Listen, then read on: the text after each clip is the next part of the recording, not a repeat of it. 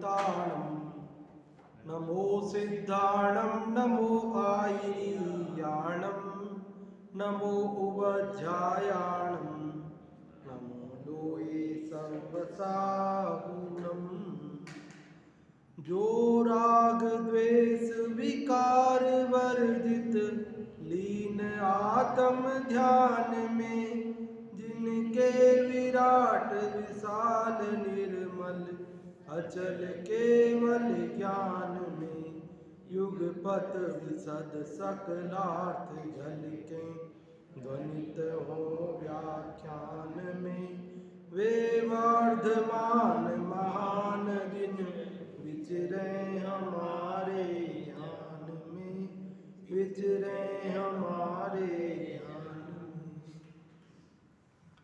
यह पद्मनंदी पंचविंशति का नामक ग्रंथराज है। इसकी रचना आज से लगभग 1000 साल पहले पद्मनंदी देव द्वारा की गई है और इसके 184 श्लोक हम पढ़ चुके हैं। आज हम 185वां श्लोक पढ़ते हैं। यहाँ धर्म की महिमा बताई जा रही है। पिछले लगभग 6-7 श्लोकों से बराबर धर्म की महिमा बताई जा रही है कि धर्म से क्या क्या प्राप्ति होती है।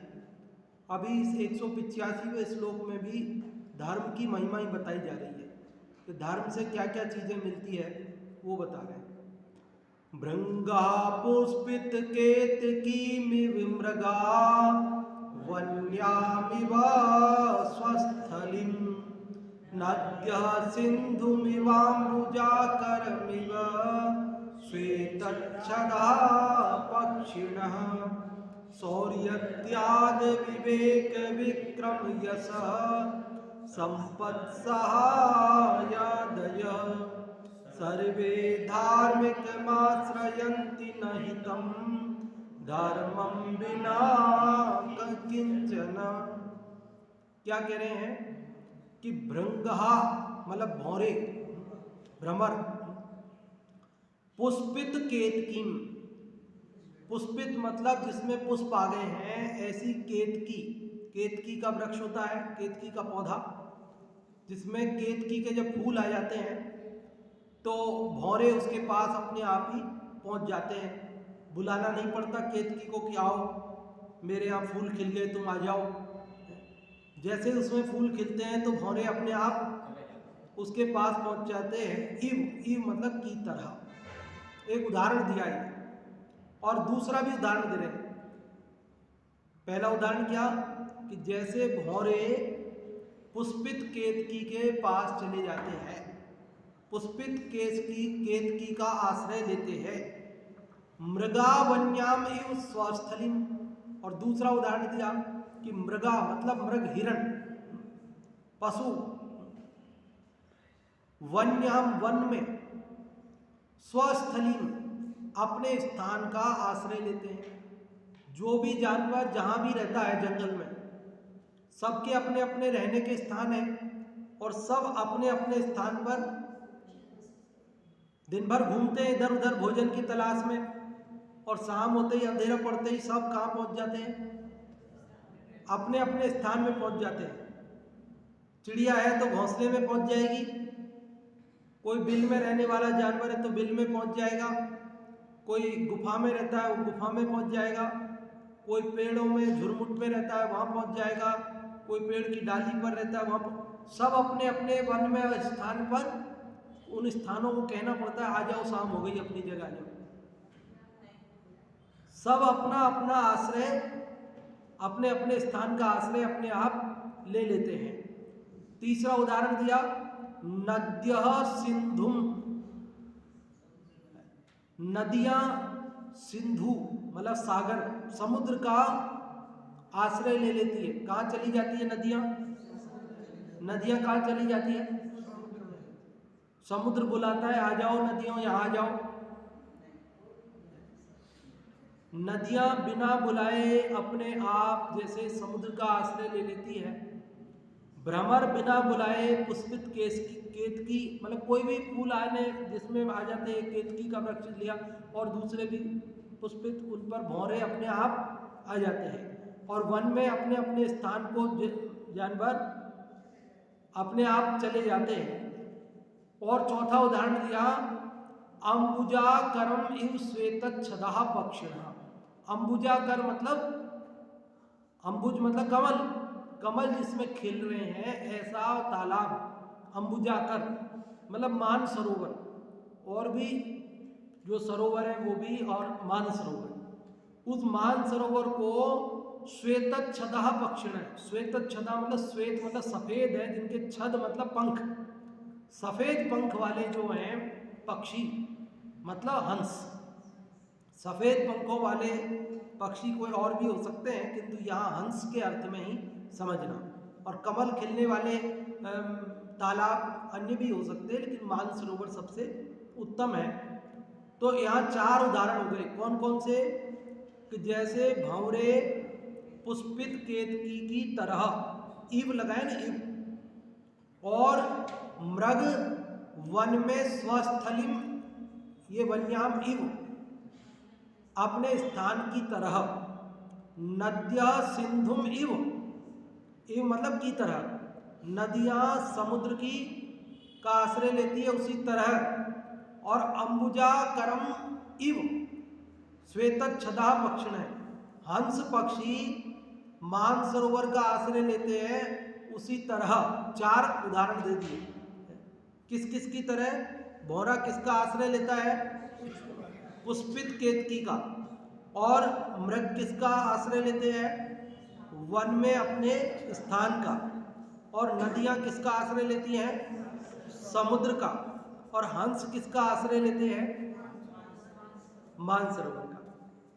अब ये चारों उदाहरण में आपने देखा भंवरे, मृग, नदियाँ और हंस अपने आप अपने अपने स्थान पर पहुंच रहे हैं। नदियाँ को, सरोवर को बुलाना नहीं पड़ रहा है। पुष्पित केतकियों को, भंवरों को बुलाना नहीं पड़ रहा है। जंगल में जो जो जानवरों के रहने के स्थान है, उन स्थानों को ये कहना नहीं पड़ता जानवरों से कि आ जाओ यहाँ रहो। और हंसों को मानसरोवर ये कहता नहीं कि आ जाओ यहाँ रहो। लेकिन सब अपने आप अपनी अपनी जगह पर चले जाते हैं। उसी प्रकार, अब ये सब तो 4 उदाहरण थे। उसी प्रकार शौर्य,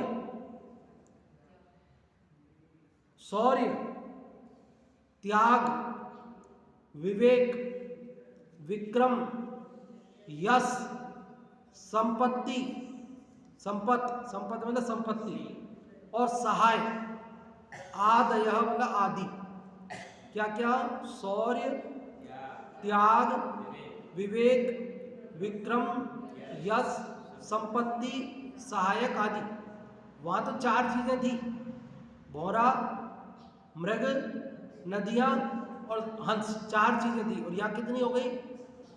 1 शौर्य, दूसरा त्याग, तीसरा विवेक, चौथा विक्रम, 5वां यश, 6वां संपत्ति, 7वां सहायक, और आदि। आदि को एक नहीं कह सकते, सब आगे। आदि का पेट बहुत बड़ा है, इसमें सब आगे। और बाद में कहा सर्वे, सर्वे और कह दिया सर्वे, आदि सर्वे, आदि सभी।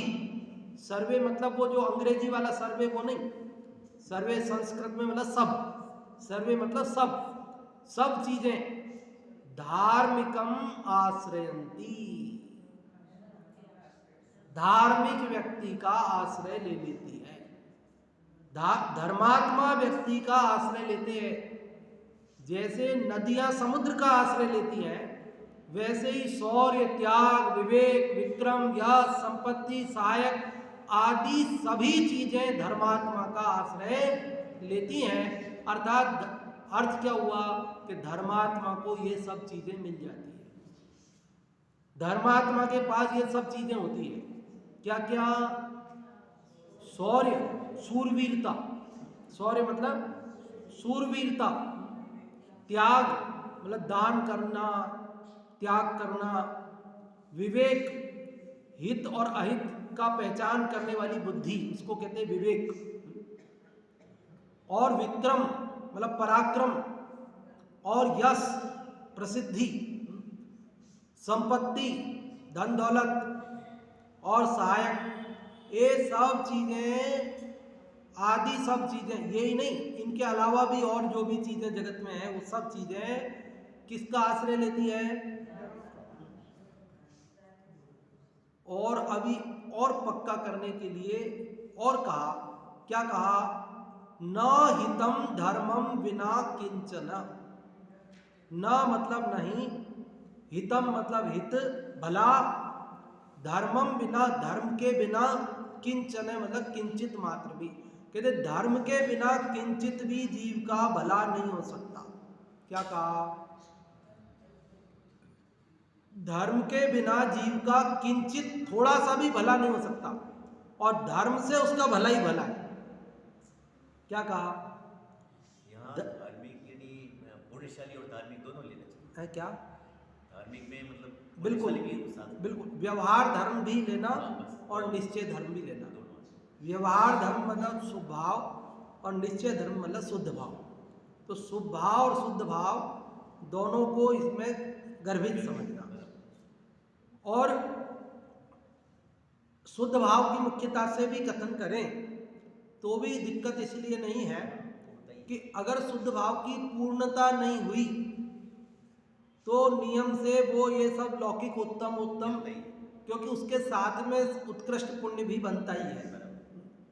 क्योंकि जब वो पूर्ण शुद्धता में नहीं रहता है जीव, तो उसके साथ में जो चलने वाला राग का अंश है, मंद राग है, शुभ भाव है, उससे ऐसा साथी से पुण्य बनता है कि उसमें लोक की उत्तम से उत्तम वस्तु उसको प्राप्त होती है। इसलिए यहाँ कहा, समझ में आया श्लोक? फिर से एक बार, फिर आप लोगों से बाद में पूछेंगे तब आप बता पाओ। एकदम सरल है, सब लोग बता सकते हो। 4 उदाहरण दिए हैं कि जैसे इव है ना, इव उसका अर्थ पहले लगा लो। जैसे भ्रमर जिसमें फूल आ गए ऐसी केतकी का आश्रय लेता है, उसके पास चला जाता है। दूसरा उदाहरण, जैसे मृग, हिरण या अन्य भी पशु वन में अपने स्थान का आश्रय लेते हैं, जहाँ भी वो रहते हैं वहाँ पर वे अपने आप चले जाते हैं। और नदियाँ सिंधु मतलब समुद्र का आश्रय लेती हैं। कहाँ? उत्तर में हिमालय पर्वत से गंगा निकलती है, लेकिन जाकर के वो दक्षिण में हिंद महासागर में किसमें मिलती है ना, किसमें, बंगाल की खाड़ी में, वहाँ जाकर के वो पहुँच जाती है। कितना लंबा रास्ता तय करके जाती है। तो समुद्र को उसको बुलाने के लिए उसका रिजर्वेशन करके टिकट भेजना पड़ता है। कैसे जाती है वो? उसको बुलाने के लिए अच्छा, भारत सरकार को कितने मतलब रुपए खर्च करने पड़ते हैं। उत्तर से गंगा निकलती है और बंगाल की खाड़ी तक उसको पहुंचना है, तो उसके लिए कितनी मोटर लगी हैं।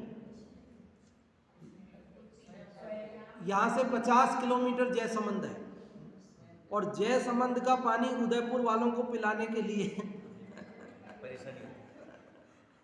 उसको यहाँ लाने के लिए पंप हाउस बनाए हैं, इतनी पाइपलाइन बिछाई है। अब वो पाइपलाइन पुरानी हो गई तो वापस बदलने के लिए फिर खर्चा करना पड़ेगा सरकार को। और आए दिन वो पाइपलाइन जो है बीच में लीकेज हो जाते हैं, कहीं कोई गाड़ी से दुर्घटनाग्रस्त हो जाती है। कितनी कितनी तकलीफें, कितने तो कर्मचारियों की वहाँ ड्यूटी लगी है इस काम के लिए। 50 किलोमीटर लाने में इतना सा पानी लाने में इतनी पसीना आ रहा है, और वो जो पूरा गंगा का पानी और हिमालय से चलकर वहाँ पहुँच रहा है बंगाल की खाड़ी में, एक नया पैसा खर्च नहीं करना पड़ रहा किसी को, न सरकार को न लोगों को, कुछ नहीं। तो ऐसे ही धर्मात्मा व्यक्ति को संपदा पाने के लिए एक हाथ नहीं उठाना पड़ता, उसको एक कदम चलना नहीं पड़ता, उसको मुंह से बोलना नहीं पड़ता, उसको मांगना नहीं पड़ता, उसको चाहना नहीं पड़ता, उसको अपने आप मिलता है। चिंतामणि रत्न वस्तुएं देता है, लेकिन चिंतन करना पड़ता है। कल्प वृक्ष देता है, लेकिन मांगना पड़ता है। लेकिन धर्म ही वह कल्प तरु है, नहीं जिसमें याचना। धर्म ही वो असली कल्प वृक्ष है कि जिससे मांगना नहीं पड़ता, बिना मांगे मिलता है। धर्म ही वह चिंतामणि है, नहीं जिसमें चाहना। चिंतामणि से चाहना पड़ता है, परंतु धर्म से चाहना नहीं पड़ता। बिना चाहे और बिना मांगे वस्तुएं मिलती है। धर्मात्मा जीवों के पास सहजपने ऐसा वैभव लौटता है, और जगत को विश्वास नहीं आता, क्या करे बताओ। जगत को तो ये लगता है मैं झूठ नहीं बोलूंगा तो कैसे काम चलेगा, ऐसे तो हो गई दुकानदारी साहब। फिर अब मैं झूठ नहीं बोलूं तो मेरी दुकान चल गई साहब, फिर तो पंडित जी आपके चक्कर में पड़ जाऊं तो पड़ गई पार मेरी तो है, सब चौपट हो जाएगा। ऐसा लगता है कि मेरा झूठ बोलना व्यापार के लिए जरूरी है। उसको लगता है कि मेरा थोड़ा छल कपट करना व्यापार करने के लिए, कमाने के लिए जरूरी है। उसको लगता है कि मेरे को जो है थोड़ा सा है ना, जो भी मिलावट करना, नंबर 2 का काम करना, ये करना वो करना, ये मेरे लिए जरूरी है। भैया ये तेरा भ्रम है। जो कुछ तेरा व्यापार चल रहा है वो तू भले ही बोलता होगा झूठ, भले ही करता होगा छल, लेकिन उससे नहीं चल रहा है। जितना तेरे पुण्य तू पूर्व में बांध के आया है, उस पुण्य के फल में जो लक्ष्मी तुझे मिलनी है, व्यापार चलना है, वो चल रहा है, और तू व्यर्थ में ही वो नया पाप कर रहा है। उससे कुछ होना जाना नहीं है।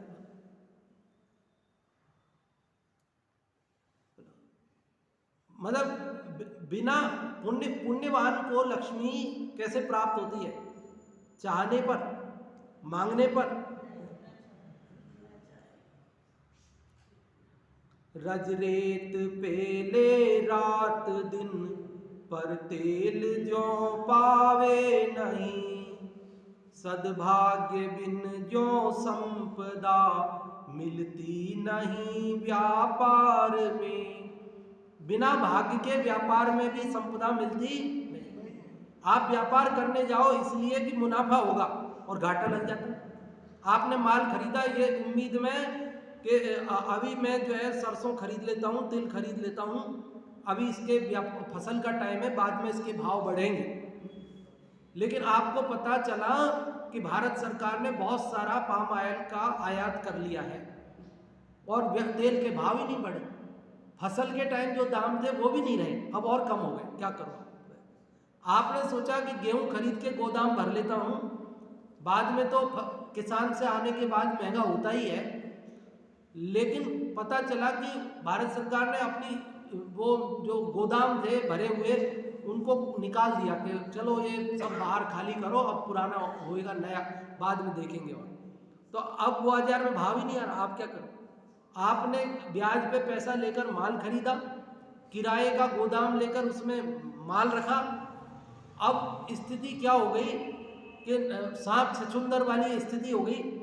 ना तो खाते निगलते बनता है, ना उगलते बनता है। सांप छछूंदर की स्थिति जानते हो? चूहा है ना, चूहा सांप का प्रिय भोजन है। सांप को एक पर्यायवाची नाम है आखू भुक। आखू मतलब चूहा और भुक मतलब खाने वाला। सांप चूहे को बहुत पसंद करता है, उसका प्रिय भोजन है। लेकिन चूहे जैसा ही एक और जानवर होता है, उसको छछूंदर बोलते हैं। दिखने में तो चूहे जैसा ही दिखता है थोड़ा सा, पर थोड़ा सा अंतर होता है। और सांप ने अगर चूहे के भ्रम में कभी छछूंदर को पकड़ लिया तो बड़ी समस्या है, क्योंकि अगर वो खा जाता है तो वो उसको पचता नहीं है, पेट फाड़ के बाहर आ जाता है, सांप मर जाता है। तो अब उसने पकड़ तो लिया और उसको पता भी चल गया कि ये छछूंदर है, मैं खा गया तो मर जाऊंगा। तो अगर वो छोड़ दे, उसको उगल दे, तो अंधा हो जाता है। एक बार अगर उसने छछूंदर को पकड़ लिया, खाने पे वैसे मरेगा और उगल देगा तो अंधा हो जाएगा, तो जिंदगी भर वैसे ही मरेगा, अंधे को कुछ पार पड़ेगी नहीं, जीवन यापन कैसे करेगा? अपने अपने यहाँ की तरह थोड़ी कि हमारे दादाजी अंधे हो गए तो पोताजी बेटाजी रोटी दे देंगे। वहाँ तो सांप को तो खुद ही करना पड़ेगा ना, जानवर को तो अपना, तो वो वैसे मर लेगा। ऐसे ही उस व्यापारी की दशा हो जाती है। ब्याज पे लेकर माल इकट्ठा किया, गोदाम में किराए से रख दिया, अब बाजार में भाव नहीं, हो सकता है बाद में भाव आ जाए, हो सकता है बाद में भाव आ जाए, इस उम्मीद में रकम का ब्याज चल रहा है, गोदाम का किराया लग रहा है और चूहे माल खराब कर रहे हैं अंदर, और माल में कीड़े पड़ रहे हैं, और वो सोच रहा है कि अभी रुको शायद बाद में भाव आ जाए, अभी रुको शायद फिर बाद में भाव आ जाए, और 6 महीना निकल गए, साल भर निकल गया, नई फसल आ रही बाजार में, तो अरे यार अब तो नई फसल आ गई, अब नई फसल आ गई तो भाव तो वैसे ही गिरने हैं, और नया माल मिलेगा तो पुराना कौन खरीदेगा? तो अब औने पौने दाम पे माल को निकालता है, तो क्या दशा होगी? क्यों ऐसा क्यों हुआ? पुण्य का उदय नहीं था, माल निकालते ही फिर वापस भाव आ जाता है, और माल निकालते ही भाव आ जाता है क्योंकि इसके पल्ले में नहीं था ना, व्यापारी भाई है ना, तो व्यापारी भाइयों को तो पता रहता है ना, सब अनुभव रहता है। ऐसा ही स्वरूप है, क्या करो, ऐसा ही स्वरूप है, क्या क्या करो, ऐसा ही स्वरूप है। बच्चे से कहा ये ले ले ले ले ले ले ले ले, और मम्मी ने, बच्चे ने कहा नहीं लेना, और मम्मी ने खत्म कर दिया। अब बच्चा कहता मेरे को चाहिए, मेरे को खाना है। बेटा तेरे से इतना कहा, तूने मना कर दिया तो मैंने खत्म किया, अब कहता है कि मेरे को चाहिए, अब क्या करो? ये ऐसा ही स्वरूप है जगत का, तो ये जगत का ऐसा ही स्वरूप है। लेकिन पुण्यवान को ऐसी समस्या का सामना नहीं करना पड़ता। धर्मात्मा जीव, पुण्यवान जीव मिट्टी में हाथ डालता है तो सोना हो जाती है, मिट्टी सोना हो जाती है। वो जो नाग है ना, वो जब उसके, कौन थी वो सती, सोमा है, सोमा सती, तो नाग जो सास ने उसके लिए मारने के लिए रखा था, उसके पुण्य के प्रभाव से वो हार बन गया, सुंदर हार बन गया। और सास ने देखा अरे इतना बढ़िया हार है, तो उसने कहा ला जरा मैं देखूं पहन के तो सोमा की सास के हाथ में जाते ही वो सुंदर हार वापस सांप बन गया। तो उसने फेंका तो बहू ने लिया तो वापस हार बन गया। ये क्या तमाशा है? ये पुण्य को पाप का ही तो खेल है भैया। इस संसार में पुण्यवान जीव को सर्वत्र सफलता मिलती है, धर्मात्मा जीवों को सर्व अनुकूलता मिलती है, और पापी जीवों को क्या होता है? उनके लिए तो सोने को भी हाथ लगाए तो मिट्टी हो जाता है, ऐसा स्वरूप है। देखो समझ में आ रहा है श्लोक? कितने उदाहरण दिए? 4। कौन कौन से? भ्रमर पुष्पित केतकी की तरह, मृग वन में अपने स्थान की तरह, नदियां समुद्र की तरह, हंस मानसरोवर की तरह जैसे आश्रय लेता है, ऐसे ही शौर्य, त्याग, विवेक, विक्रम, यश, संपत्ति, सहायता आदि अन्य सभी चीजें धर्मात्मा व्यक्ति का आश्रय बिना बुलाए अपने आप उसके पास चली आती है, और धर्म के बिना जीव का किंचित भी हित होता नहीं। भ्रमर पुष्प का आश्रय लेते, वन में मृग खोजे विश्राम, नदी स्वयं मिलती सागर से, हंस लहे सर में आनंद, शौर्य विवेक त्याग विक्रम यश संपत्ति इत्यादि गुण खान, धर्मात्मा के आश्रित हैं सब, धर्म बिना कुछ मिले न आन। भ्रमर पुष्प का आश्रय लेते हैं, पहला। दूसरा, वन में मृग अपना स्थान पाकर विश्राम प्राप्त कर लेते हैं। नदियां स्वयं जाकर सागर से मिल जाती हैं। हंस सर में आनंद को लाते हैं, प्राप्त करते हैं, उसी प्रकार शौर्य, विवेक, त्याग, विक्रम, यश, संपत्ति इत्यादि गुणों की खान धर्मात्मा का आश्रय लेते हैं। धर्म के बिना कुछ भी नहीं मिलता है। जिस प्रकार भौरा स्वयमेव आकर फूली हुई केतकी का आश्रय कर लेता है, फूली हुई मतलब जिसमें फूल आ गए, जिस प्रकार मृग वन में स्वयमेव जाकर अपने रहने के स्थान का आश्रय कर लेते हैं, जिस प्रकार नदी स्वयमेव समुद्र को प्राप्त हो जाती है, जिस प्रकार हंस नामक पक्षी मानसरोवर को स्वयमेव प्राप्त कर लेते हैं, उसी प्रकार वीरत्व, दान, विवेक, विक्रम, कीर्ति, संपत्ति, सहायक आदि वस्तुएं स्वयमेव आकर धर्मात्मा का आश्रय कर लेती हैं, किंतु धर्म के बिना कोई भी वस्तु नहीं मिलती।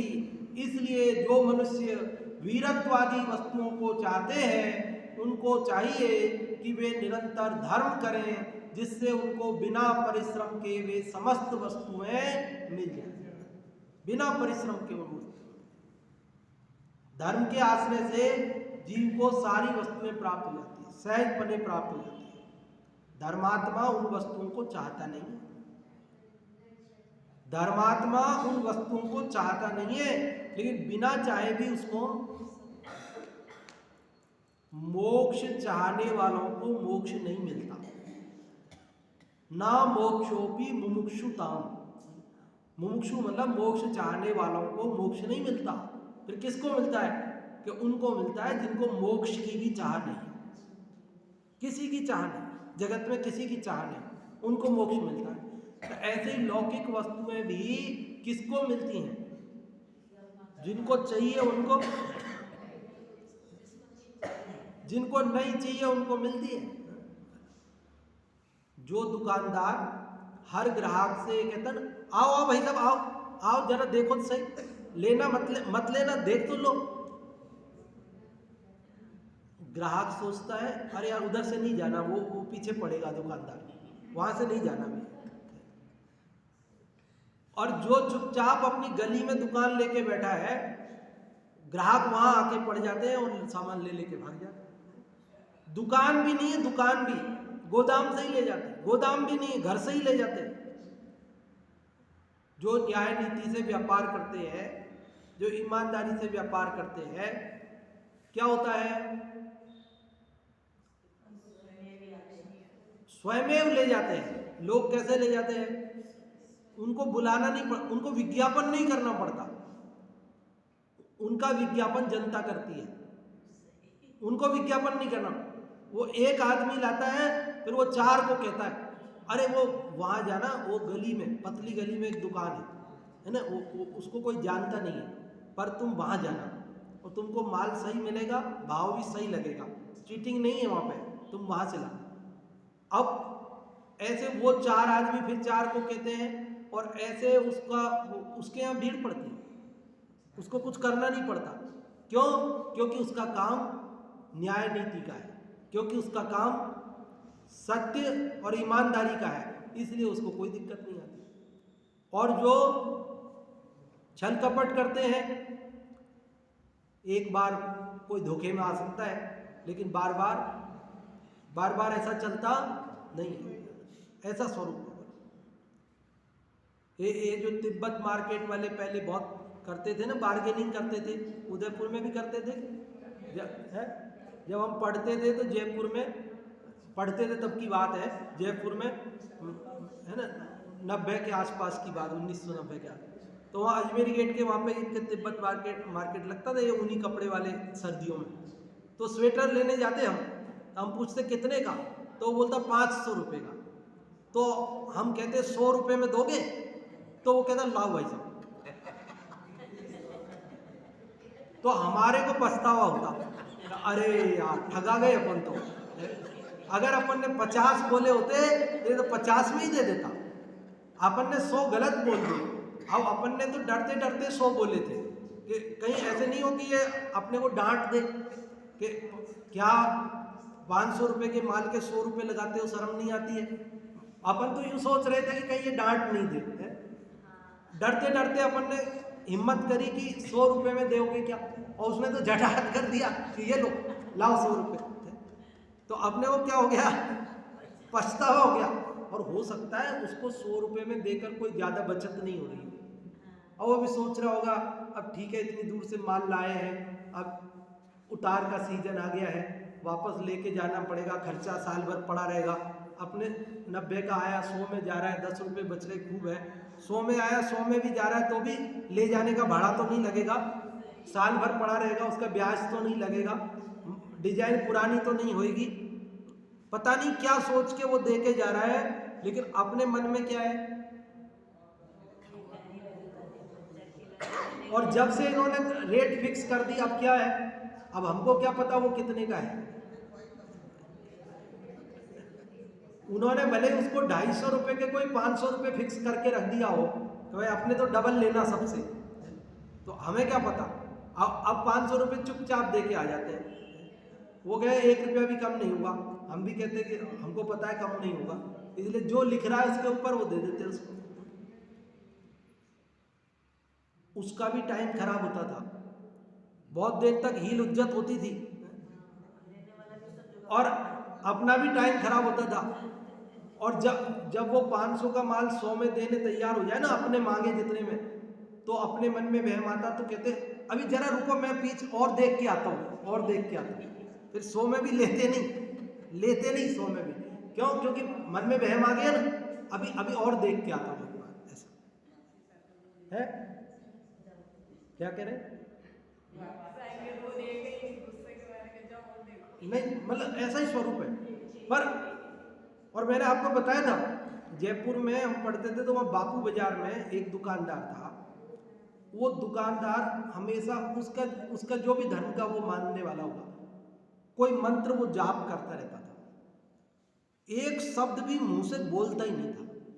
कोई भी ग्राहक आए दुकान पे, उसको कोई भी चीज़ मांगे वो, तो वो ऐसे कह देता, इशारा कर देता उस चीज़ की तरफ, ले लो, उस पे पैसे लिख रहे हैं, वो रख दो, जाओ। वो ये बोलता ही नहीं कि इतने पैसे लेना है, कोई कहे कम, वो वापस उस चीज़ को उठा के वापस टांग देता वहीं पे। चाहिए उठाओ पैसे जो लिख रहे वो दे और जाओ। 1 रुपया भी कम की बात करनी नहीं, ज़्यादा मांगना नहीं। और हमको सबको पता चल गया कि दूसरी जगह ट्राई कर लो, दूसरी जगह तो और ज़्यादा में मिल रहा है, तो ये बिना मांगे ही जो ले रहा है, कम नहीं कर रहा है, तो भी तो पैसे ज़्यादा नहीं लग रहे अपने, तो यहीं से लेने में फ़ायदा है, टाइम भी खराब नहीं होता। जाओ उठाओ पैसे दो और जाओ।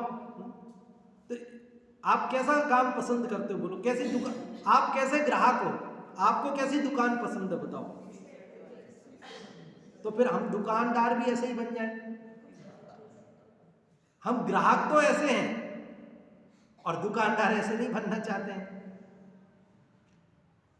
मतलब अगर हम धर्म के मार्ग पर चलते हैं, वास्तविक धर्म जो आत्मा में ज्ञायक चैतन्य स्वरूप, उसका निर्णय करने पर जो मुक्ति की प्राप्ति होती है, लेकिन व्यवहार धर्म की जो बातें हैं, दया, क्षमा, न्याय, नीति, इनका पालन करने पर लोक में भी उसको इहलोक परलोक सुखदायी है, और भव के अभाव का मार्ग उसका अल्पकाल में प्रशस्त होता है। इसलिए निश्चित रूप से हम सबको क्या करना चाहिए, देखो क्या कहा यहाँ पर ये भी बात कही इन्होंने, जो मनुष्य वीरत्वादी वस्तुओं को चाहते हैं उनको चाहिए कि वे निरंतर धर्म करें। कह रहे तुमको लौकिक कल्याण चाहिए तो भी धर्म करो, यद्यपि उसकी वांछा नहीं रखना, क्योंकि वांछा रखने वाले ने धर्म नहीं किया, वो तो निदान बांधा उसने। फिर वो सारी चर्चा पहले भी कई बार हो चुकी, क्योंकि ये तो धर्म की महिमा बताने वाला 6वां 7वां 8वां श्लोक है ये, जिससे उनको बिना परिश्रम के वे समस्त वस्तुएं मिल जाए। किससे? धर्म से। कुल मिला के बात यह है कि हम सबको धर्म की आराधना करनी चाहिए, वस्तु स्वरूप को पहचानना चाहिए, भेद ज्ञान करना चाहिए और पाप से बचना चाहिए। अभी आप लोग बताएं इस 185वें श्लोक में आपको क्या बात समझ में आई। जो भी आप बताना चाहते हैं माइक ले लें, माइक चालू है और फिर बताएं।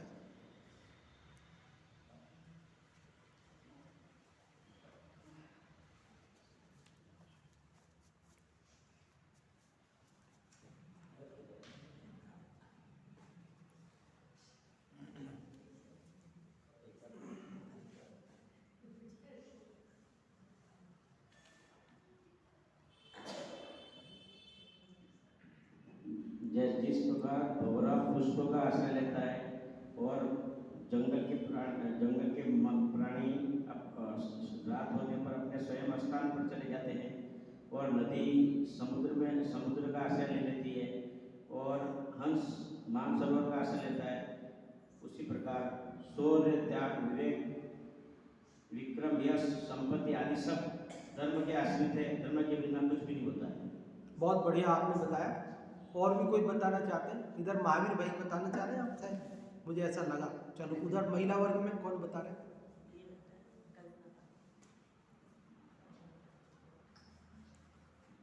भंवरा पुष्प का आश्रय लेता है और मृग पक्षी होते हैं वो सब वन का आश्रय लेते हैं, नदियाँ समुद्र का आश्रय लेती है और हंस मानसरोवर का आश्रय लेती है।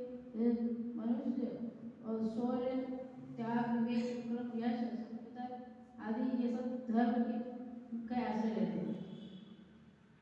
धर्म के बिना किंचित भी भला नहीं है। बहुत बढ़िया। कल्पना जी भुखिया आपने बताया। और कोई बताना चाह रहे हैं? हाँ, ये आगे बता रहे नीलम।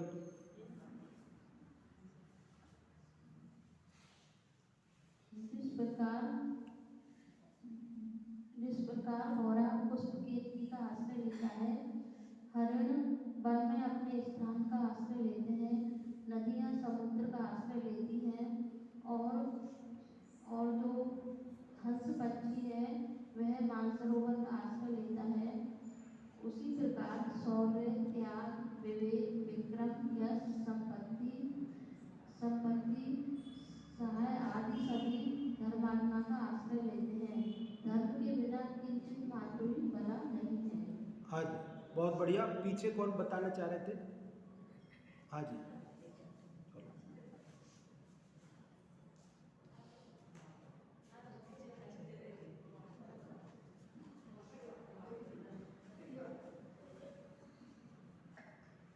भंवरा पुष्प केतकी का आश्रय लेता है, मृग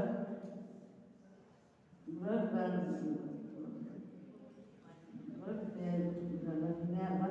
का आश्रय लेते हैं और नदी समुद्र का आश्रय लेते हैं और हंस मानसरोवर का आश्रय लेता है। इसी प्रकार शौर्य, त्याग, विवेक, यश और संपदा सब धर्म के आश्रय से मिलता है। इसलिए हमें धर्म हमेशा करना चाहिए। हाँ, बहुत अच्छा आप सबने बताया। और भी अनेक लोग बताना चाह रहे हैं, उनको अगले श्लोक में अवसर देंगे। अभी अपन जिनवाणी स्तुति